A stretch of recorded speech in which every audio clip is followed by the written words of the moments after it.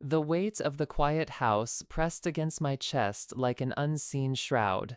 Since Robert's passing, every corner seemed to hold a whisper of him, a scent, a creak, a fading echo. Yet the silence was not comforting. It was a reminder of what was lost and what remained painfully absent. I had always known that love was not enough to bind a family. When it came to my son, Tom, and his wife, Rachel, love had long since turned into something colder, distant, and unspoken. The mornings unfolded like a slow march of shadows. I would sit at the kitchen table, the cup of coffee growing cold in my hand, my eyes fixed on the window outside, but my mind trapped deep within memories. Robert's gentle voice, the way his hand found mine in moments of uncertainty, the nights we spent weaving dreams for our family, all felt like fragile threads slipping through my fingers. I was 70, yet in these days after his death, I felt smaller somehow, diminished by the emptiness that filled the spaces he once occupied. Tom visited rarely, his visits brisk and businesslike.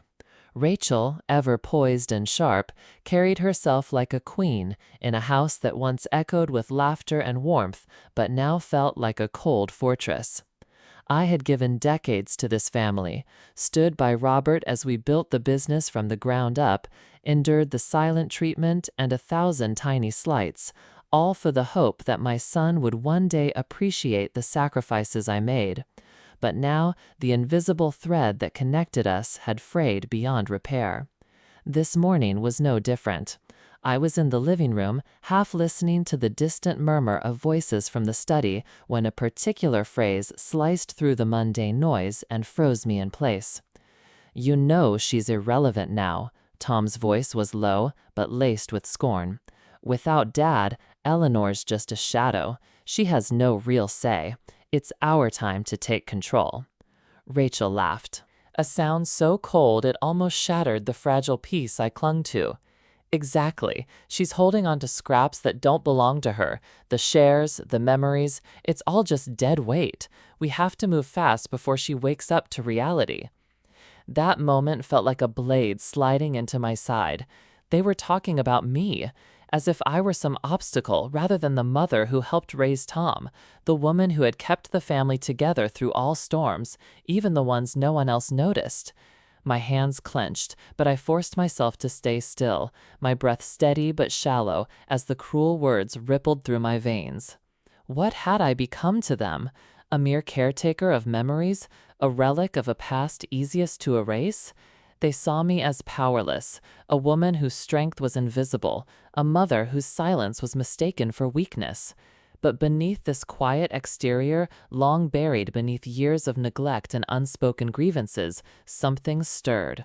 The ember of betrayal burned fierce. An awakening that whispered of patience and resilience forged in solitude. That afternoon, I retreated to the study Robert had loved, now cold and still like the rest of the house. I ran my fingers over the leather-bound ledgers he kept, the documents that told the story of our work, our dreams, our sweat. The family business was more than just a name or a title. It was the anchor of my life and the legacy Robert left me. If Tom and Rachel believed I was irrelevant, they had not seen the years of quiet handling of those papers, the small shares Robert entrusted to me in secret, shares I tended carefully, suspecting they might one day be my only defense. Their betrayal was not the first time I had felt invisible, but it was the sharpest wound yet. They spoke of me like I was a ghost, disregarded and discarded. I had told myself for years that love and sacrifice would be enough to shield me, but now I realized the truth was far more complex.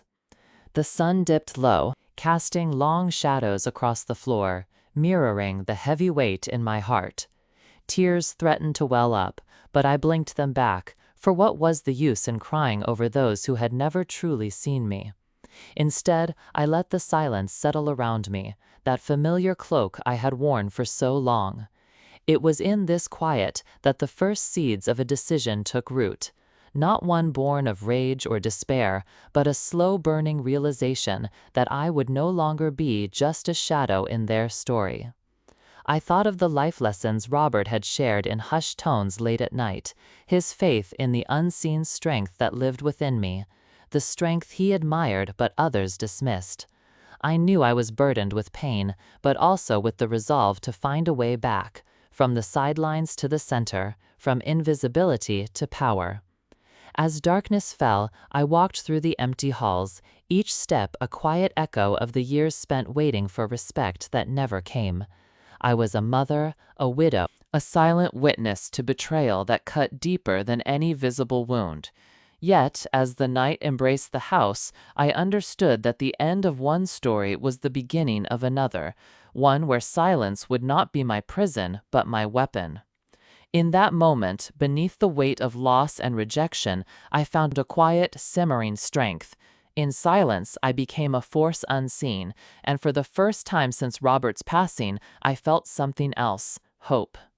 The days that followed stretched out in a slow succession of quiet moments, each one soaked in reflection and careful thought. The house, so still and hollow after Robert's passing, seemed to hold its breath with me. I moved through it like a ghost, tracing familiar paths but feeling profoundly changed. In the solitude, I sought the fragments of my own identity, the mother, the wife, the woman who had given so much and yet had been quietly overlooked. The soft light of dawn filtered through the lace curtains as I sat by the window, the world outside waking up, while inside I wrestled with the weight of betrayal and the unexpected surge of resolve. Robert and I had built more than just a business in those early years. We had forged a partnership grounded in trust and shared dreams. I remembered the nights when Robert's brow was furrowed with worry, and I could feel his silent request for strength. I had been there, long hours spent poring over ledgers, listening to his doubts and fears, and holding the fragile balance of our family. All those hours, all those sacrifices, quietly accumulated like invisible stones that formed the foundation of the empire they now claimed was mine to lose. Tom, my son, had once been a boy full of life, curiosity gleaming in his eyes.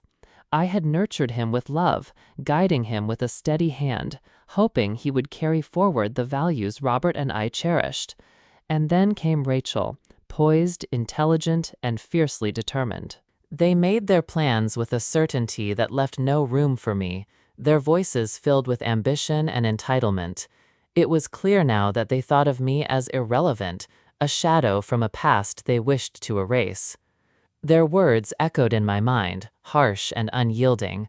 They dismissed me as a forgotten figure, no longer essential, only an impediment to their control. That idea stung more deeply than I expected. It was not the betrayal alone, it was the erasure of all I had given, the denial of my place in the story I had helped write. But betrayal, while painful, does not govern the heart that has learned silence. I did not lash out. Instead, I let the hurt settle and harden into a quiet determination. I thought back to the secret Robert had entrusted to me, the shares in the family business hidden away from prying eyes, the hidden threads of power woven through decades of dedication. Those shares were my lifeline, the proof that I was not as powerless as they presumed. Robert's lessons came back in waves, the understanding that strength often lives in the silence between words, that endurance requires patience far beyond the moment, that true justice can be served not only through confrontation, but through careful, strategic action. His faith in me had never faded, even when others turned their backs. Each evening I found myself immersed in this peaceful reckoning. I went over the past with renewed clarity, letting bitter memories wash back only to wash away again, leaving behind the stones of certainty and purpose. I surveyed the family albums, tracing a history that was more than just dates and faces. It was a story of love and labor, sacrifice and quiet triumph. In the calm of those nights, the house felt different. No longer a mausoleum of loss, it began to whisper possibilities. I was no longer the invisible mother they dismissed. I was a force gathering strength beneath the surface. My role was shifting from the forgotten to the central. This was my home, and it was time I reclaimed it. Tom and Rachel's grasp on the family and the business was tight, but their confidence was laced with arrogance. They took for granted the idea that I would not fight back, that the shares I held were meaningless. How mistaken they were. I was prepared to move carefully, to navigate the maze of family politics and corporate maneuvering with the patience of someone who had waited long enough. I planned not to confront, but to outmaneuver, to marshal the quiet power I had accumulated over years of unseen labor. The journey would demand endurance and wit, but it was not one I feared. I had weathered storms before, the silences, the dismissals, the tears hidden behind smiles, and now those experiences coalesced into a quiet strength that neither Tom nor Rachel could imagine. As twilight fell and the house settled into familiar stillness, I let myself hope. Not naive hope, but the tempered kind that steeled me for the battles ahead. The hope that a mother's strength, born of sacrifice and resolve, could shift the tide and bring justice within reach. This was not just about shares or control. It was the reclamation of a life, a legacy, and a voice long ignored. I was ready to step from the shadows not with noise, but with the calm assurance of someone who knows her worth. In this silence I found my power, and I would wield it with patience, cunning, and unyielding will. The morning sun spilled softly through the kitchen window, casting a gentle light across the worn oak table where I sat, surrounded by piles of papers, old financial documents, and faded photographs. These papers, once just reminders of dusty ledgers and forgotten notes, had taken on new weight. They were the pieces of the larger puzzle I was beginning to assemble, a puzzle of quiet power, of history and truth embedded deep within the family business. My fingers traced the edges of spreadsheets and contracts, each line holding more than numbers and terms. They held the legacy Roberts and I had built together, and the leverage I was quietly gathering. I had been careful all these years, attending to the family's financial matters in subtle ways, often unseen but always essential. I had studied the fluctuations in the company's shares, the shifts in leadership, the delicate balances that maintained control. Robert's last instructions, a secret entrusted only to me, were safely tucked away in a small leather-bound folder hidden within the deepest drawer of his old desk. That folder contained the certificates of the shares he had quietly allocated to me. I had always known their potential, but now they were much more than just stocks or assets. They were my starting point, the foundation for a plan I intended to execute with precision and care. The decision to reach out to Grace, Robert's longtime attorney, came not from haste, but from the recognition that I needed guidance. Grace was not merely a lawyer. She was a quiet force of justice and wisdom, someone who had seen the family through its most turbulent moments and knew the intricate dance between power, loyalty, and law. I remembered Robert speaking of her with respect, the way her counsel had steadied him in moments of doubt. If I was to move forward, I needed an ally who understood the legal landscape as well as the fragile emotional terrain of family loyalty. The call to Grace was deliberate. I kept my voice calm and measured, hiding the fire burning beneath my words. When we arranged to meet, I found myself sitting across from her in a small, book-lined office that smelled faintly of old leather and pine. The walls were heavy with the quiet authority of decades of legal battles and victories. I laid out the papers before her, quietly watching the subtle shift in her expression as she absorbed the truth of my holdings. Her eyes met mine, not with surprise, but with the solemn acknowledgement of what I now held. "Eleanor," she said softly, "this changes everything. These shares give you significant voting power. You have been overlooked for far too long." Hearing those words affirmed the path I was already committed to. We began to outline a strategy, not one of reckless confrontation, but one rooted in careful patience, unyielding persistence, and a keen understanding of the weaknesses in Tom and Rachel's grasp. Grace explained the corporate bylaws and the timelines for board meetings, the nuances of shareholder rights, and the subtle but powerful influence a majority stakeholder could wield. Each piece of knowledge was a new tool in my arsenal. I could see the landscape more clearly now. The board was dominated by Tom and Rachel's influence, their ambition blinding them to the growing undercurrent of resistance. But they were vulnerable, overconfident in their assumption that I had no real power. I would use that arrogance against them, letting them expose their flaws while I quietly gathered my strength. We discussed financial reports that revealed cracks in their management, reckless investments masked by polished presentations, risk assessments ignored in favor of ambition. These oversights were the chinks in their armor. I resolved to gather every scrap of evidence and bring it forth at the right moment. I would not be the silent figure at the margins any longer. Back at home, I spent countless hours poring over documents, tracing transactions, and cross-referencing accounts. I found small inconsistencies here and there, overlooked expenses, improper authorizations, decisions that seemed sound to outsiders but were fraught with risk beneath the surface.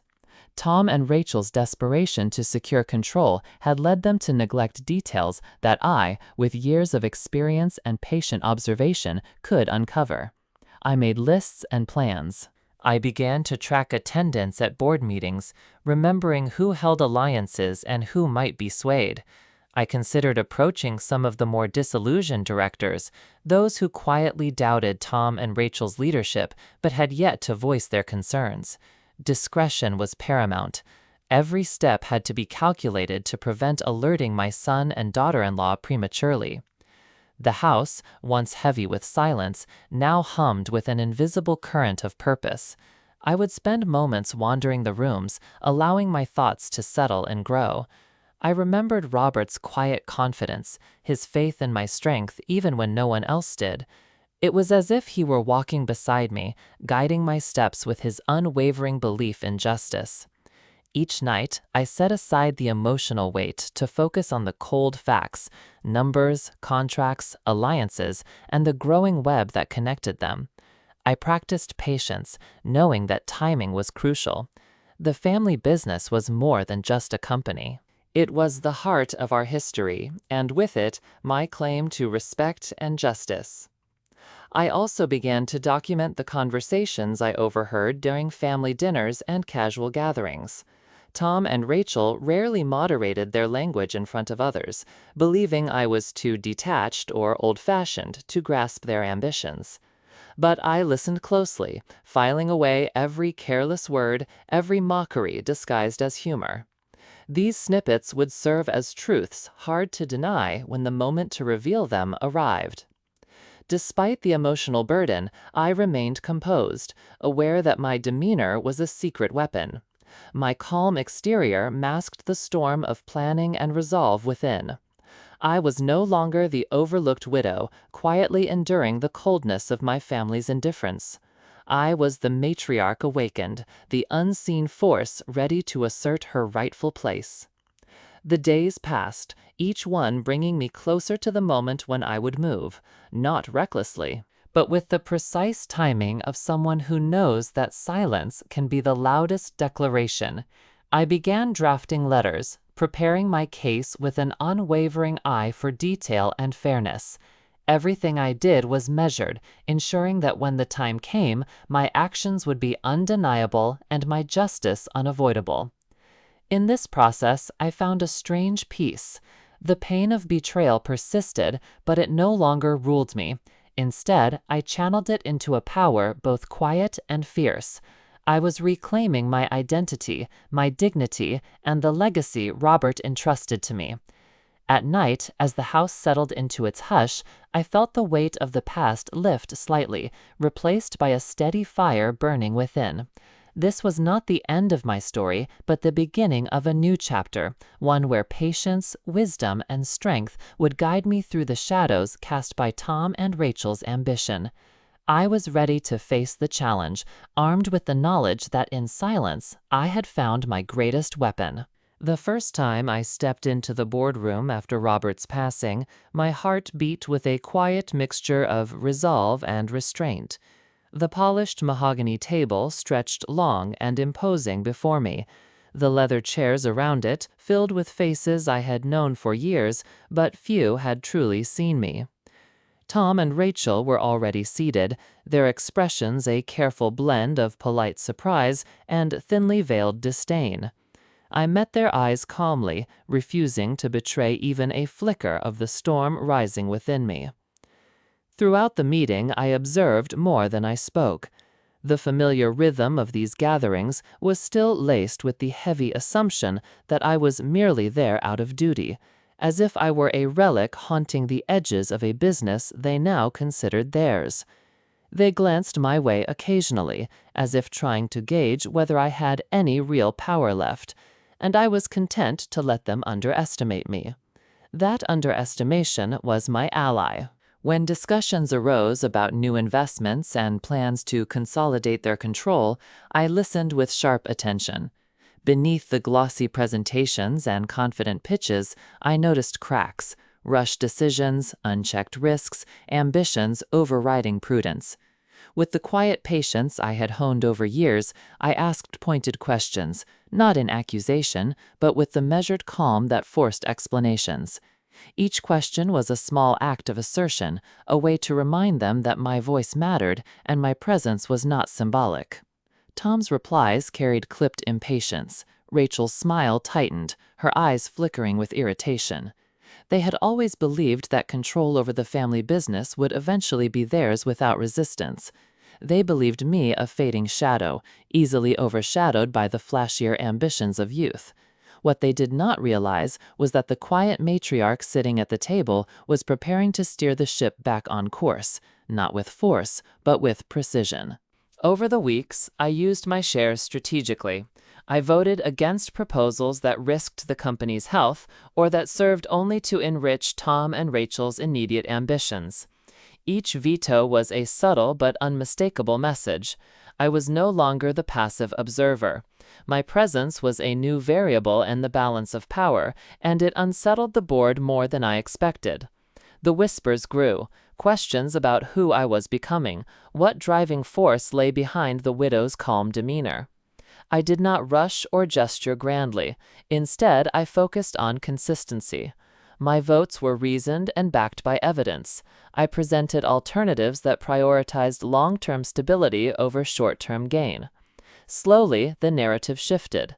Directors who had been silent now reached out to me privately, sharing their concerns about Tom and Rachel's management.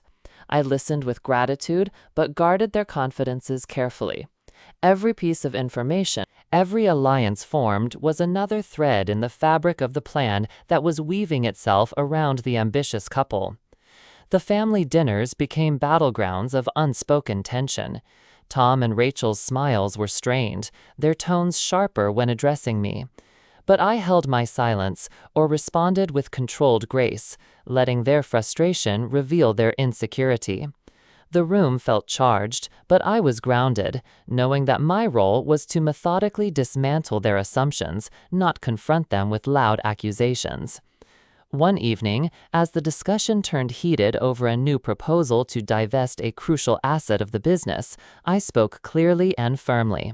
"We need to consider the long-term impact on the company's legacy," I said, steady and unyielding. "Impulsiveness can erode what generations have built. I ask that we pause and reassess before making irreversible decisions." The room fell quiet. Tom's jaw tightened. Rachel's fingers pressed hard against the table's edge. They exchanged looks, realizing that the quiet force they had ignored was becoming a formidable presence. It was not just my words, but the weight behind them, the years of experience, the patience, the legal knowledge quietly amassed. In the weeks that followed, my confidence grew. Every successful intervention, every question that exposed a weak spot in their strategy was a small victory. I no longer felt like the mother relegated to the background, but the matriarch reclaiming her seat at the helm. I was shaping the decision-making, steering board discussions toward responsibility, resilience, and justice. I carefully timed my moves, never revealing more than necessary. The art of silent revenge was in the patience, the accumulation of small yet decisive wins that collectively undermined Tom and Rachel's dominance. They grew visibly unsettled, their whispered conversations faltered when I was near. The arrogance that had once shielded them began to erode, replaced by cautious calculation and, I suspected, fear. Behind closed doors, I met with Grace more than once, updating her on the shifts in board dynamics and seeking her counsel on legal maneuvers that could further secure my position. She reminded me always to document everything meticulously, to ensure that when the time came to reveal the full truth, there would be no room for denial or dispute. In these moments of planning and execution, the emotional weight did not vanish, but it no longer held me captive. The pain of the past became fuel for the present, transforming into an inspiring force that kept me steady. I could feel the scales balancing slowly but surely, each meeting, each vote, each quiet word bending the trajectory that Tom and Rachel had once thought was their undisputed right. I remained poised, a study in calm determination. Even when the tension thickened, I held my composure. I knew that the real battle was not in shouting or confrontation, but in shrewdness and endurance. The house had become a place of strategy and silent strength, every corner holding the echoes of my plans. Looking back, I realized that the journey had changed me. From the broken widow overshadowed by betrayal, I had grown into a woman who wielded silence as a weapon, patience as armor, and wisdom as her shield. The dance of power was no longer intimidating, it was familiar territory.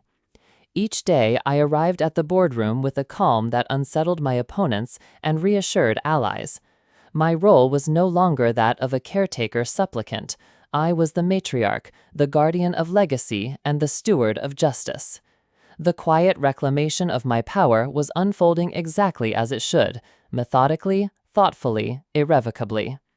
As the boardroom door closed behind me each day, I carried with me the certainty that the future was no longer dictated by the reckless ambitions of Tom and Rachel.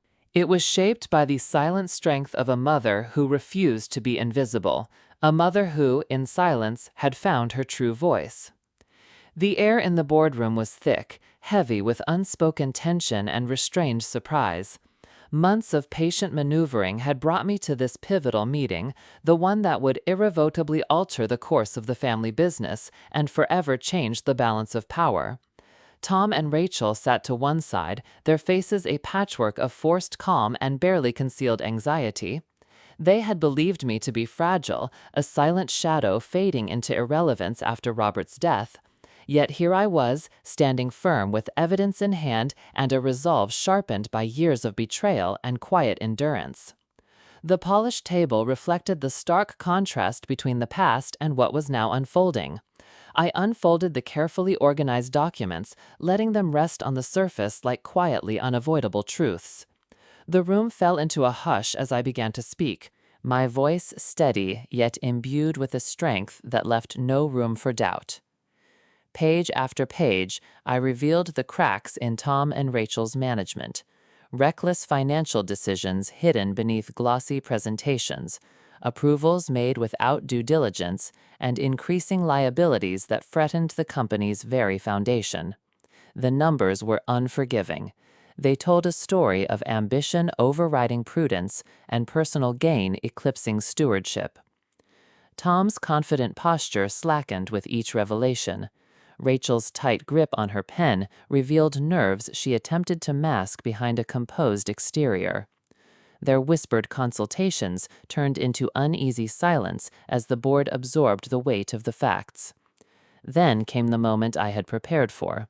I presented the sealed certificates, the shares Robert had quietly entrusted to me, the shares I had protected in silence while they schemed and assumed control. The room's atmosphere shifted palpably as the significance of my majority stake registered. No longer was I an ignored widow. I was the principal shareholder, the rightful guardian of the legacy. Stunned silence filled the space. Eyes darted between Tom, Rachel, and me, recognition dawning on some faces, disbelief on others. The very foundation of Tom and Rachel's power had been undermined not by outcry, but by a patient, diligent reclamation of what was mine by right. An elder director, who had maintained neutrality thus far, cleared his throat as if to signal the board's acknowledgement. The subtle nods from other members, previously hesitant, assured me the tides were turning. My voice, once dismissed, now resonated with authority and legitimacy. I spoke with unwavering clarity and calm. This company stands on the work of generations, a legacy that must be preserved with integrity and foresight. Reckless decisions driven by personal ambition cannot be allowed to erode what has been built. I outlined proposals for stronger governance, a leadership restructuring, enhanced transparency, and renewed commitment to long-term vision. The words hung in the air, heavier than any accusation. This was not mere retribution, but restoration, a call for responsibility and honor. I sensed the collective realization that I was not an adversary, but a guardian whose patience had birthed this moment, whose commitment extended beyond personal grievances. Tom's defiance melted into resignation. Rachel's controlled demeanor flickered into guarded frustration. The boardroom, once their stage, no longer bowed to their ambitions without scrutiny. Before the meeting concluded, I set forth conditions, the framework for healing a fractured leadership and protecting the company's future. The directors absorbed the gravity of my words, weighing them with cautious hope.